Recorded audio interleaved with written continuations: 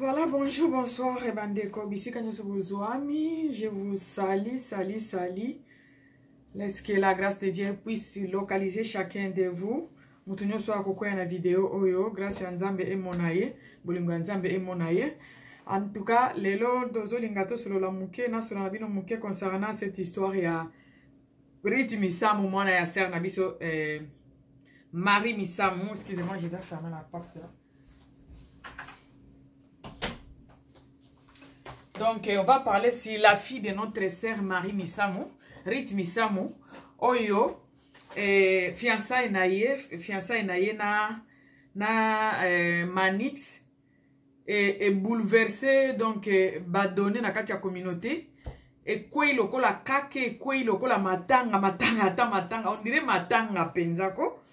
Donc fiançailles naye batu e belé comme na katia communauté ba sepeli na ngote. Moi, je ne savais pas na monaki kaka et pas la maman pour la première fois. En tout cas, ma première vidéo était de féliciter. J'ai félicité la fille parce que je ne suis pas des milliers. Je ne savais pas que Manix Nzokanda Kiko Bala nae ritite. Nae ba inangate. Na monaka moi na sali bien. A présenté quand même un biso fiancé. Trop jeune. Aza trop jeune. A présenté biso quand même fiancé parce que si a zui carrière au maman ne abandé au sala ya koyemba. En tout cas, c'est comme ça avec mes pensées, de nazwa ki ango bongonobia, nenge nini affronter carrière au maman na bandaki ko sala ya koyemba. Alors peut-être a remarqué que maman na tellement zala ki sel, tellement zala ki na mobilité, ba producteur ba zala ki ko banga ye. Donc ezala ki limita ki ser Marie Misamu ko zala sans mobali. Poto mona ke pa maman Laura Mbongo ba kritika ka penza te lokola ser na biso Marie Misamu. Sœur Nabiso Marie Misamu du fait qu'Azala qui est moko, elle était vraiment beaucoup critiquée. Et puis, bato ebele babando lingate a poussa na pembeni ya mibali na bango. Bato ba produiraka bato. Et comment est-il na niveau moko, la niveau moko, la sœur Misamu, Marie Misamu, comment est-ce se produire ye moko? Parce que ba producteur babande ko poussa na pembeni na ete basi na bango babande permettre te que a poussa na pembeni na bango te. Donc, elle était comme si, elle était vraiment presque seule. Ah, moi, quand j'ai vu, nini wa photo ya fiançailles ya Riti Misamu nobi azolinga ndenge affronter carrière ya mama nae alingi akwea na ba erreur wana te ya mama nae ya kozala sel yango a préféré abala nae comme ça ba ye bakaye soki ake ko luka producteur to producteur ye ko luka ye azala accompagner na mobali nae comme ça et sungaye batu ba kimaye te ndenge sœur Marie azala ki presque sel. Juste parce que azaki na mobilité, azaki mwasi kitoko, mobilité, basi ebele babande ko kima, babande ko bangela mibali na bango ba poussa na pembe na la sœur. Alors quand j'ai vu ma photo na fiançailles, moi je me suis dit waouh, bravo à la fille à remarquer quand même que cause la sœur les a bien été ko permettre ye ko avancer. En tout cas, c'est comme ça que moi j'ai vu cette vidéo au début. Quand j'ai vu ça, mes premières idées, c'est là qui yango wana wow, alingi ko corriger ba erreur maman na ye, aleka kinango. Après ça n'a pas traîné, hein, ça n'a pas traîné na moni mbala moko. Babimisi ba photo ya ba mariage au garçon na sala ki na basi mususu. Alors, c'est cette histoire que je vais essayer un peu de décortiquer ensemble avec bato ba Rolanda vidéo oyo poto lingato solo là en tout cas. Et quand ça la copie ça concerne na moni bato ebele ba fingi parfois famille ya sœur Marie parfois bof na biso Manix poto ko benge ka bof hein parce que asi a prédoté moi na biso asi akangi lupango akanga kipenza akangi lupango pa moi na biso parfois bazo finga Manix bato msusu pe bazo finga tang msusu Riti alandi mbongo bona boy alandi ba Gucci soki babilo nini wana. Alors moi je vais essayer de décortiquer de ma manière, de ma façon et lokowana et puis qu'on pèse ça vraiment conseil. On pèse ça conseil kaka na katia. Bande konanga, sœur Marie atikela biso mwana wana aza lokola héritage. Donc aza lokola cadeau sœur Marie atikela biso parce que to bando mona sœur Marie à chaque fois ce qui a leki na chaîne moko téléviseur abande ko lobela mingi mwana na elle insistait c'est comme si abande ko yeba ke liwezo ya surtout na suka asala li preuve ane ke asala kutu nzembo o adedia na mwana na ye wana héritage adedia na Rich Misamu. Donc Rich Misamu aza lokola mwana oyo Sœur Marie atikela biso ba mama. En tout cas mwana wana na habite a consola nga ne mon boy. Soki na pensé na la sœur, soki na moni Rich Misamu e consola kanga, et surtout que ba kokani azwa pe ba geste nyonso ya mama na ye, azolanda pe kaka matambe ka ya mama na ye, osala pe ka musique. En tout cas, la fille console beaucoup de femmes.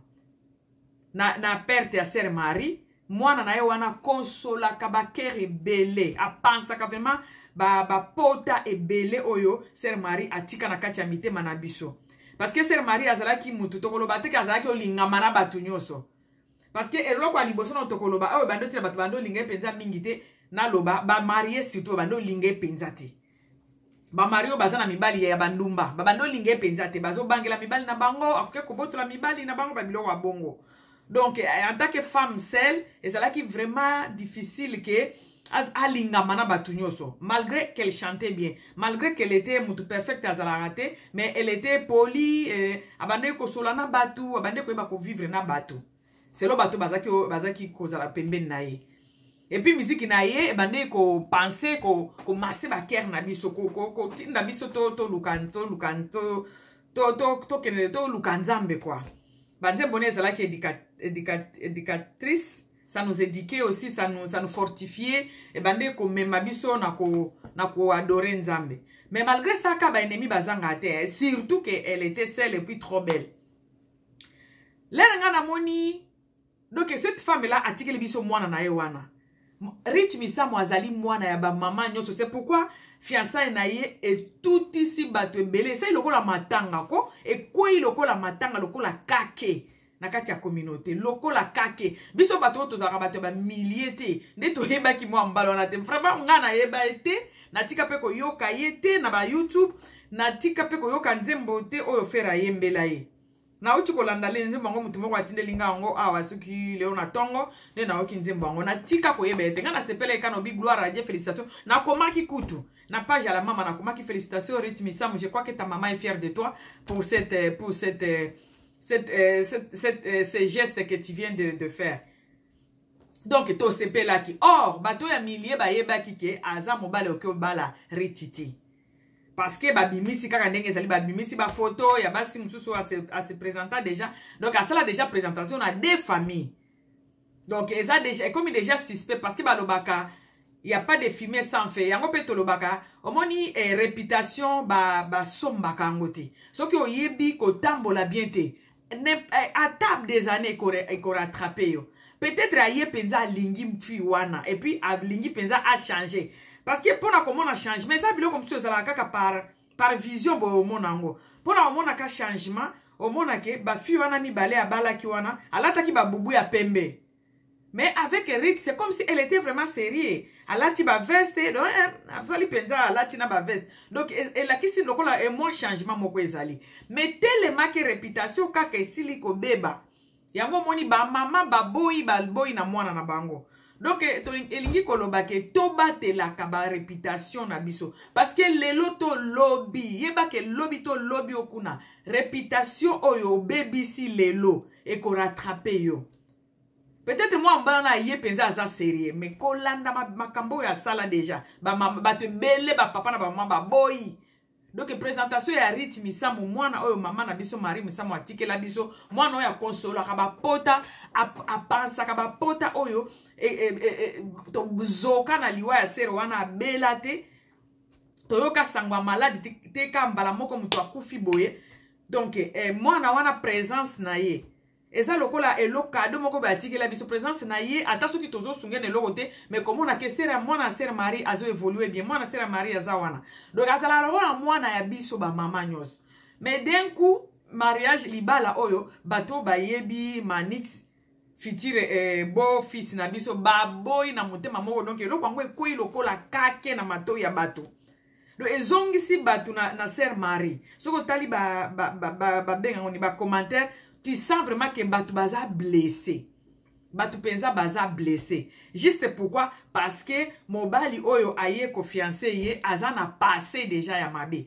Bande ko nangale na yebisa binoke passé ki personnalité na yo, ki bo moto na yo. Il faut ko protéger ango parce que tôt ou tard et ko rattraper yo mabe o sali lelo papa biso aloba na biso boy avant okufa même 5 minutes avant okufa o futa mabe o sali to evitaka ko bebisa ba réputation ko sala batu mabe parce que tôt ou tard et ko rattraper yo si réellement mwana mobali oyo Manix aye penza na idée ya mabete asepeli na mwana mwasi coup de po balobi ba umeli fiançailles était coup de foudre penze sali eti aye ko se présenter na famille et puis lelo azo mona après 2 jours c'était le week-end non après 3 jours oyo batu ndenge azo tala na ba YouTube ndenge YouTube e indi batu nyoso bazolo bele mabe je crois abandi ko regretter peut-être biloko mususu abandi ko sala peut-être ba présentation na komi ko regretter yango.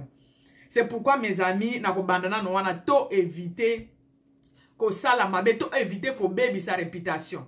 Parce que lobby, oyebi te tamu su lobby ko za pe président ya Congo wana. Batu bako boya parce que ba yebi non wana te. Afinga ka batu, azara ba langage mabe. Il faut éviter pour na ko protéger na no yomo ki bo moto na yo. Parce que ki bo moto bande ko ba somba ka ngote. Regarde ndeko na biso, je suis sûr et certain qu'il souffre maintenant ces garçons là.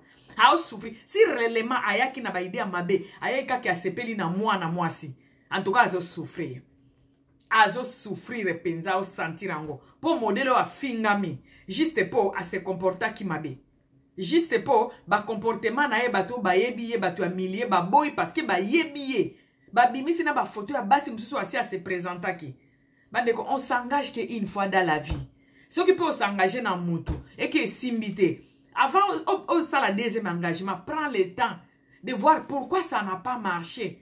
Parce que biso wele la kam bang bang koloba moi sinde baza mabe.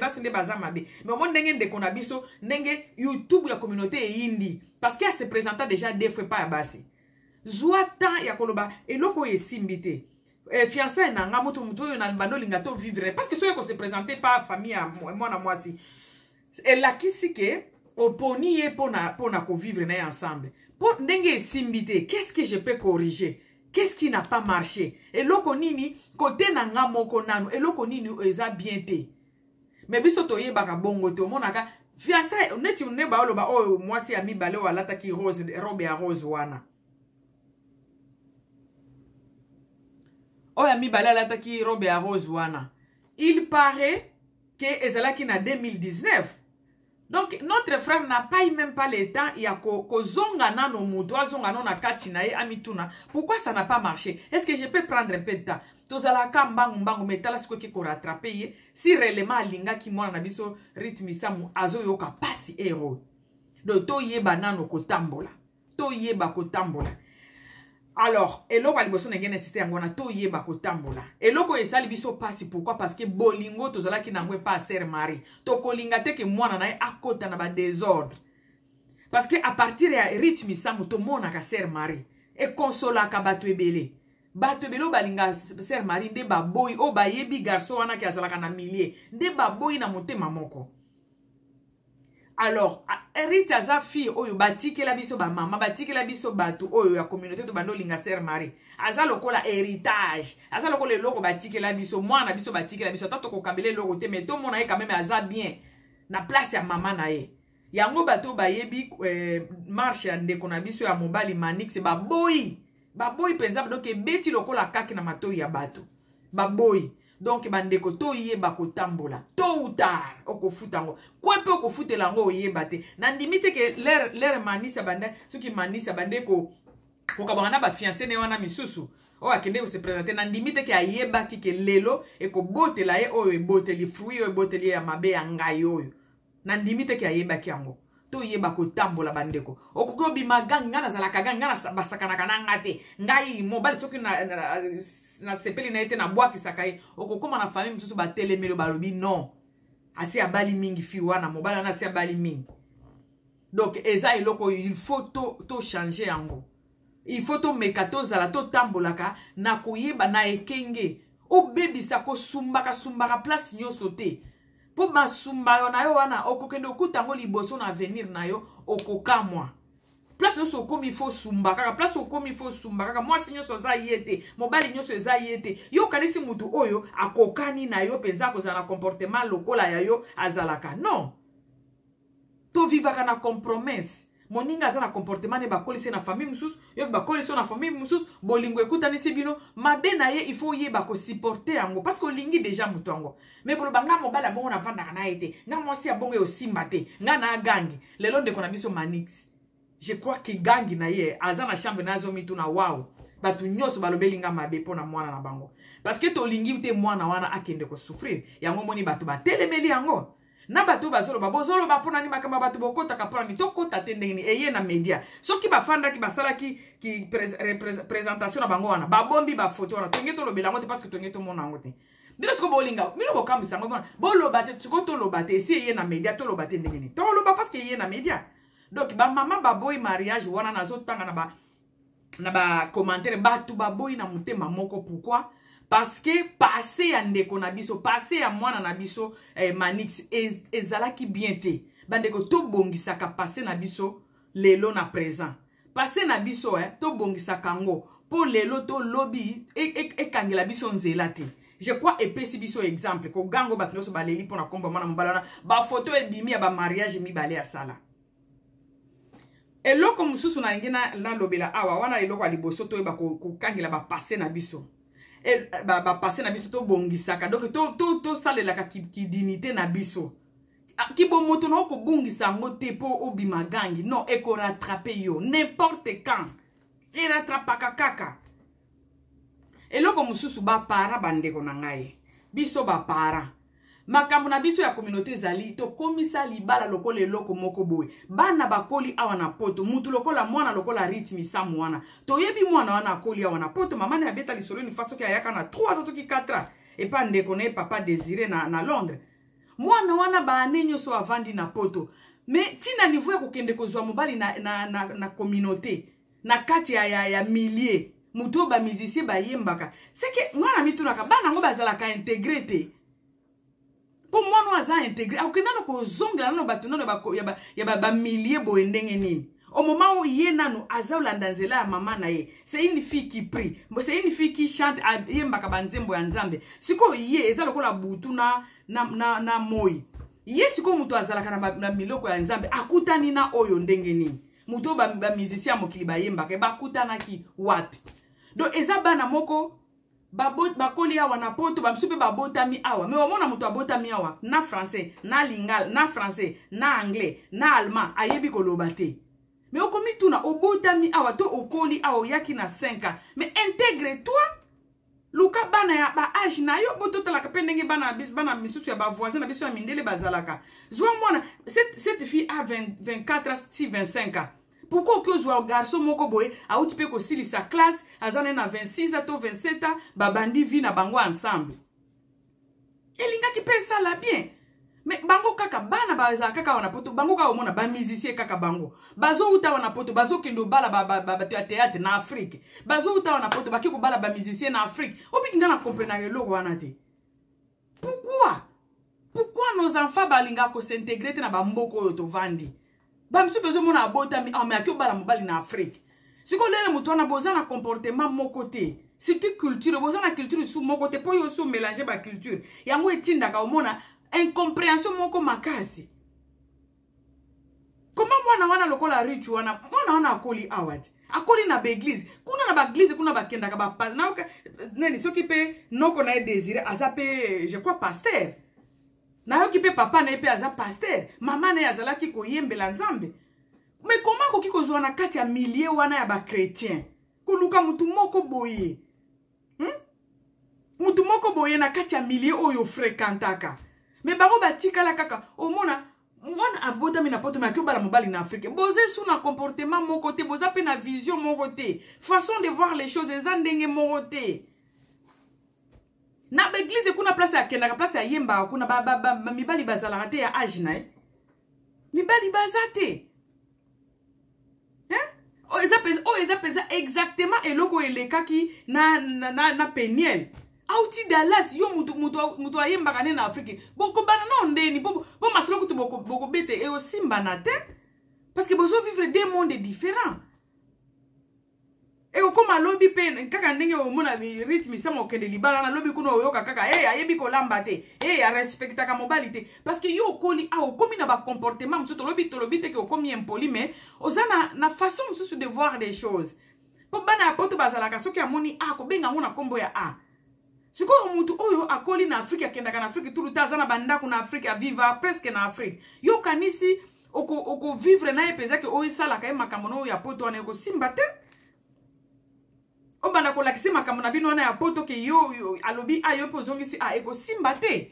Pourquoi bana na biso bayeba ko s'intégrer te? Pourquoi bana na biso o bakoli awa bazalaka makambo ya libala on dirait batu moko bauti bazana bamboka awa na poto intègre-toi sala ba classe na yo luka musala mobali akuta ona noza déjà stable mobali akuti oza stable osala ka déjà oza na salaire na yo oza na moyen de vivre na oza na salaire na yo oza déjà stable eloko baninga awa na poto balukaka nano liboso oza la stable et pas biso libala ezalaka lokola délivrance moko boye on dirait sauveur muto ayeko bala moninga abali sepela do bayembela oka moninga abali et puis bano bazo kola awa bazaka na même mentalité wana moi je comprends absolument rien bazaka na même mentalité wana ya kuwelela kubala aussi c'est classe maman sœur Misa moti kokufa na 2016 il y a de cela 4 ans aussi sina nokolela maman na yo te fais tes formations sala ba classe na yo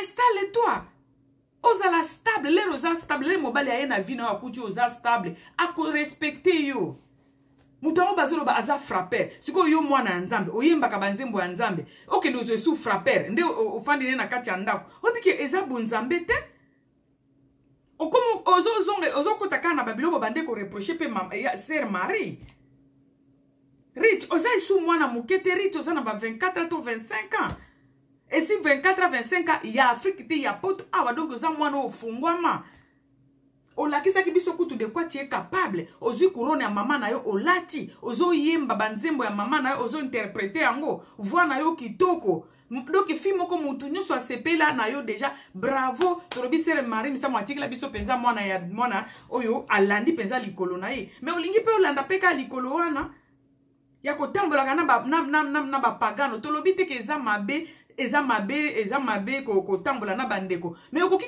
kende kobala yo muto yembaka banzembo ya nzambe yo muto osambelaka okokende obala muto ya milliers ya bamusicien mondaine eza nango mabe te mais est-ce que eko fortifie na eloko nini parce que balobaka foi eyaka de ce qu'on attend et de ce qu'on attend soit d'être la parole de Dieu mobali wana o asambelaka te yo penza na modèle wana penza yo ozo sambela peso to mono ndiro ozo sambela parce que oyembaka banzembo ya nzambe c'est que obangaka nzambo za chrétienne sikoyo mobali oyo kozwa ya frapper aibaka ipare soki aibaka na bamagazi soki afrapaka ndenge nini nayebi na ngani makambo baloba bazoloba nazolutanga ngo kana banini muto aza frapper yo mwana nzambe okeko bo fana nenda kumoko omoni teke ozo tia potopoto na kati ya vino lingi okote so na babiloko babande batnoso babande lobela ngo mama na yo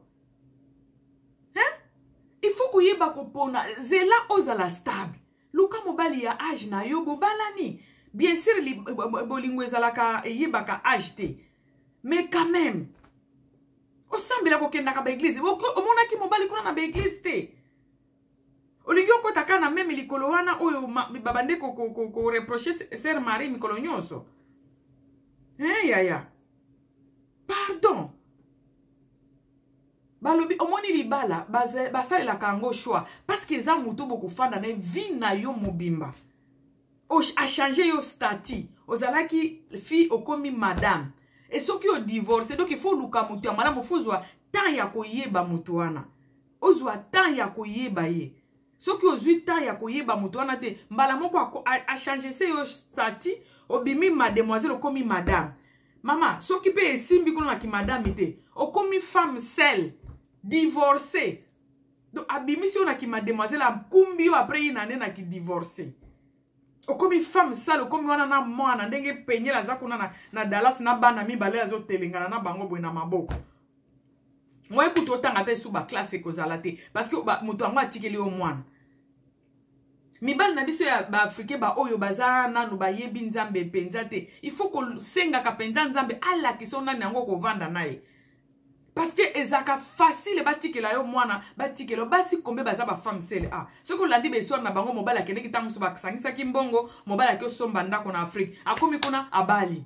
moi ça se retrouver azaye mokwa donc les réseaux ça la choix mais kako réfléchir parce que ozali okoma eloko moko peut-être yo moko miye bakate route misamu ozo représenter maman na yo na kati ya communauté tu n'as pas droit na erreur.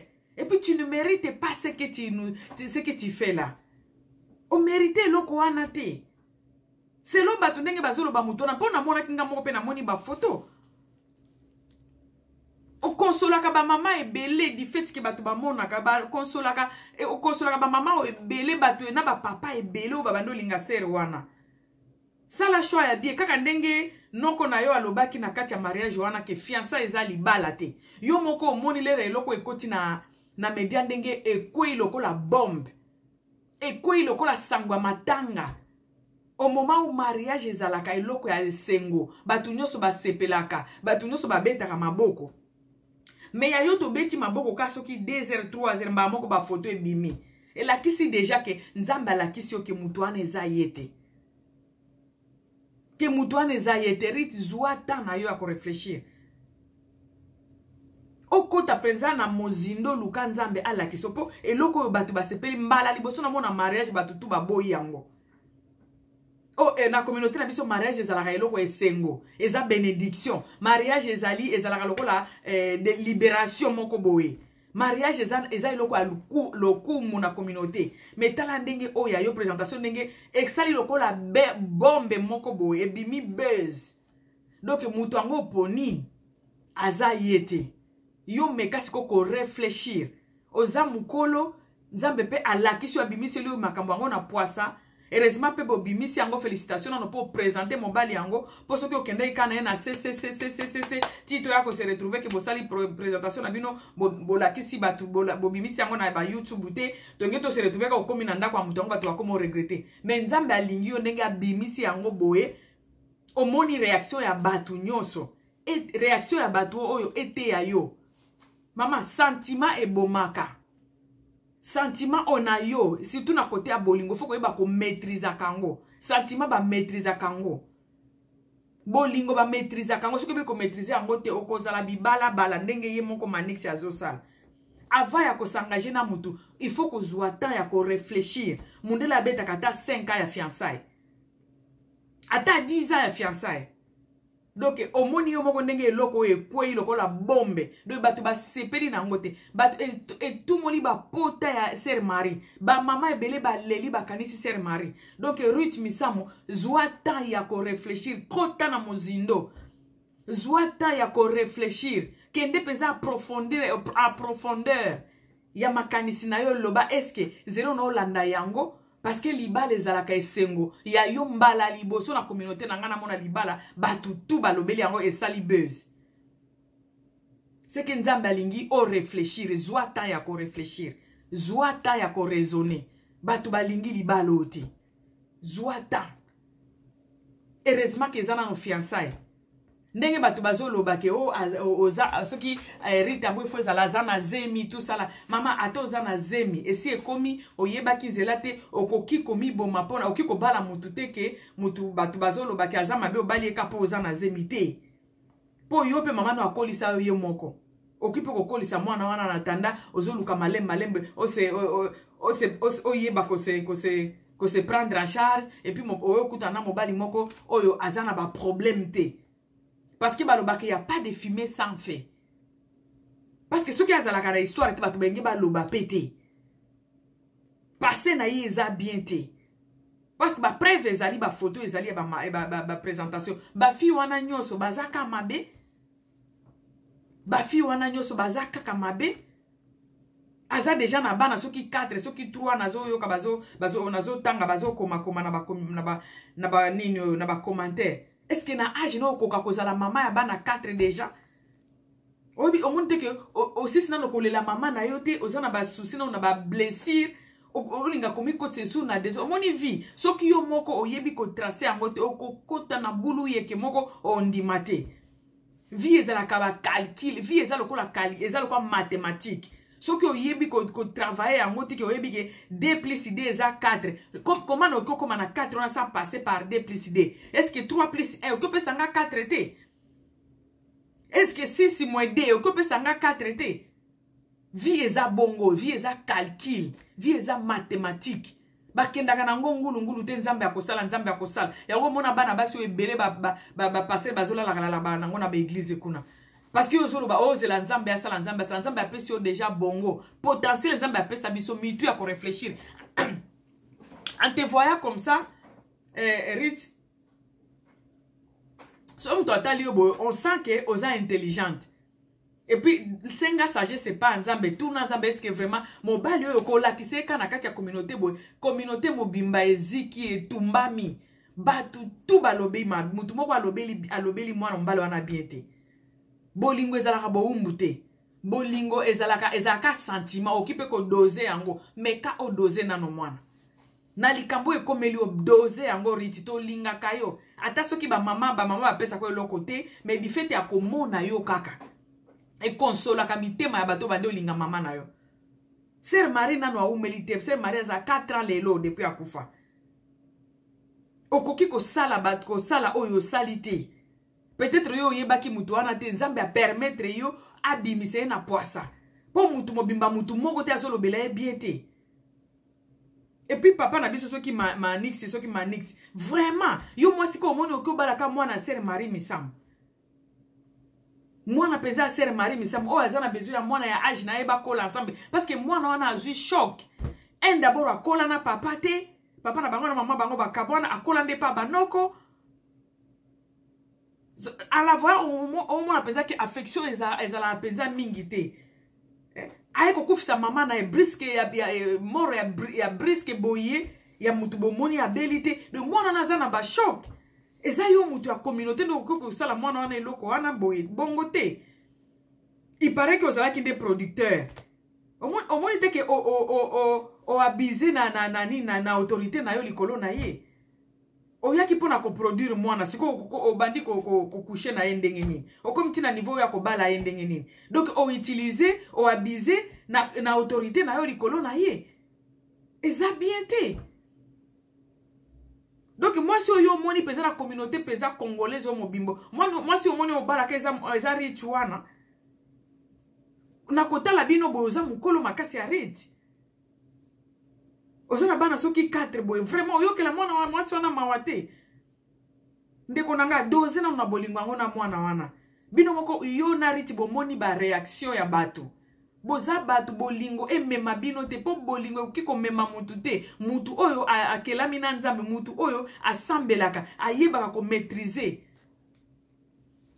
riti mutu nyoso oyo akotelema mutu liboso ya vie na yo nde azalaka mobali te. Biso nyoso ba mama oyo to zalaka na bato to lingaka peut-être na bogène na ki jeunesse o lingaka mutu moko boye makasi me famille etelemeli eboye o tikape après des années na kimkoto comme tala tala mutu ngo na lingena na lingana na nzoka nde famille nanga bazaki na raison parce que j'ai appris que ba famille na bino ba lingi mobali wana te famille ya mama no ba lingi balingaki mobali wana te noko no alingaki mobali wana te. Ba yokelaka ba parents okoki ko bala mutu oyo famille elingi te juste pona olobake naza aveuglé na lingi non libala bongo ekendaka musika te.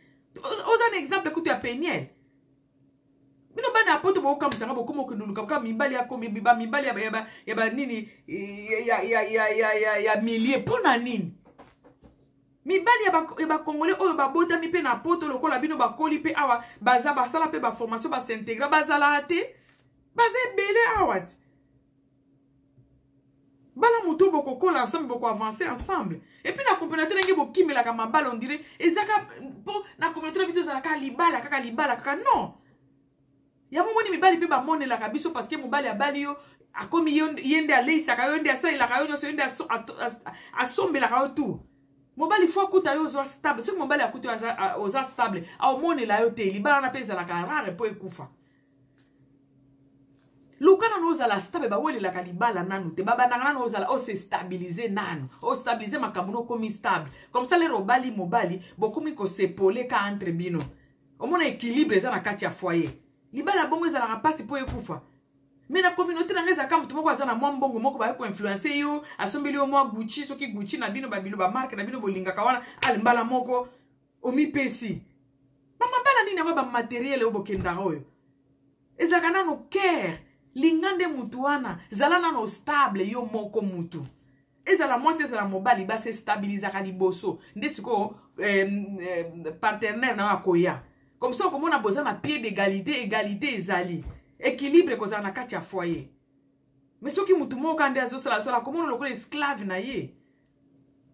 Je crois likambo oyo présentation na bino et quoi lokola kake na kati ya communauté bato balingaka sœur Marie ba koki ko supporter te ezate que baza ba jaloux no bato asolo ba baza jaloux non communauté mbaba ko sala ba jaloux ya mutu moko ye manix yango aza nani biso ko to yebi ete mutu ko ngana yebi ete mbali boso na yo ka kombone.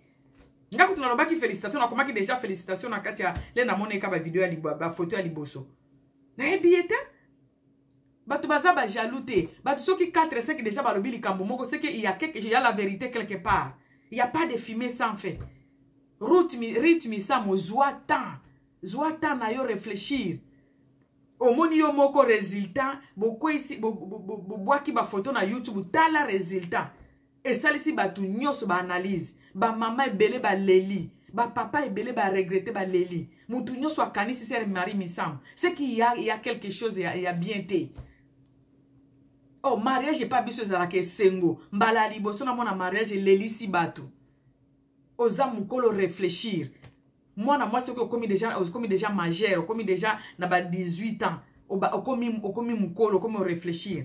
Réfléchir na no kanisa lo mutu réfléchir mais kana no ko pousser ba réflexion no ti 10 ans na mutu oyo e okyo za na onde nini o batu nyoso ba telemeli batu nyoso ande bazala ba jaloux ya libala te jamais batu wana balinginde yo balingite okota na ba désordre zwa temps ya ko réfléchir nande kona biso ya mobali manix lukape o réfléchir o mituna pourquoi batu nyoso ba boy libala na yo. Parce que moi na wana azali mwana oyo azali liso oyo sœur Marie atikela biso eza lokola liki o sœur Marie atikela biso ba mama nyoso ba tu nyoso bandolinga sœur Marie ba souhaitaka mwana wana ke bien bonheur na ye.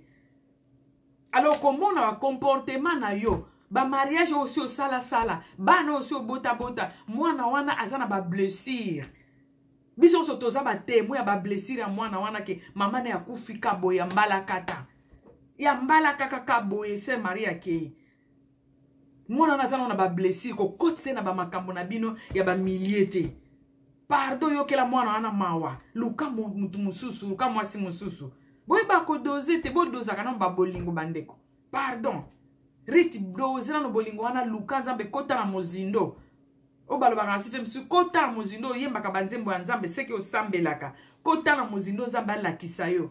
Si réellement mobali no ye wana parce que au monika réaction ya batu nyose na présentation heureusement que za présentation bon soki ezala ki libala ata soki ndenge ba loboza na zemi soki oza na zemi okobota libanga te obota ka mwana na pe okolisa ye so ba biso muto aza bien te ozo mona moto bakotaka na moto te pona ndimite ke batu nyoso batelemeli mo mbalo wana bazali mabe baza ba jaloux na ndimi na ngate donc ndenge omoni ba réaction ba mama na ba papa na yo mais kako kota na mozindo nzambe ayebiso ko zala pressé te pona mona ki wana papa moko atelema ki wana soki kote ya batu yango ya manix c'est soki manix alobi yo to yebo pesa biso pe lettre bo pesa biso pe liste ya libala mama zwata yo moko moni réaction ya batu riti zwata tu représente o mema déjà couronne ya mama na yo o porta déjà couronne ya mama na yo tu représentes ta maman, la sœur Marie, ou azalaki star de star na kati ya communauté. Donc yo ozo représenter sœur Marie. Donc me kako doze na no libalo. Et lelisi batu bele bakani sœur Marie. Doze na no lukanza be kota mozindo. Kopesa na no liste te. Et puis bato bazo condamner famille à sœur Marie musamo bande ko on dirait bobosa ni bana basi. On dirait bino boza bana basi te. Mwana mwasi soki ase alingi ata famille elobi nini. Ata famille lobi nini. Problème c'est que eza wana eza nango ka présentation. Ndenge ka noko na alobaki eza libala te. Bato osiko bazana numéro ya riti, ba camarade ya riti, ba ndeko ya ba famille, ba meka siko ko solola na ye malembe ko meka ko lakisa ye. Ko ganga te ko finga te pona ko finga mutu ko yoka te.